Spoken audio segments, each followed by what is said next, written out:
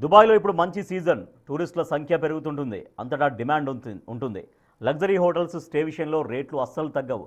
కానీ ఇప్పుడు యుద్ధంతో పరిస్థితులు మొత్తం మారిపోయాయి. టూరిస్టులు లేక హోటల్స్ అన్నీ వెలవెలబోతున్నాయి.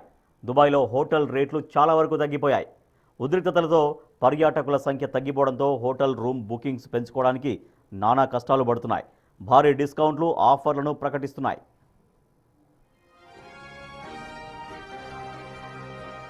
దుబాయ్ హోటల్ రేట్లు గత వారంతో పోలిస్తే సుమారు 50% వరకు పడిపోయాయి. సాధారణంగా ఈ సమయంలో రద్దీగా ఉండే లగ్జరీ హోటళ్లు కూడా తక్కువ ధరకే దొరుకుతున్నాయి. కానీ వచ్చేవారెవరు? హోటల్లో రూమ్స్ ఆక్యుపెన్సీ 20% కంటే తక్కువకు పడిపోయింది. కొన్ని చోట్ల ఇది సింగిల్ డిజిట్కు చేరుకుంది అంటున్నారు. ప్రతిష్టాత్మక 5 ఫామ్ జుమెరా వంటి లగ్జరీ రిసార్ట్లలోనూ ఆఫర్ల మీద ఆఫర్లు ప్రకటిస్తున్నారు.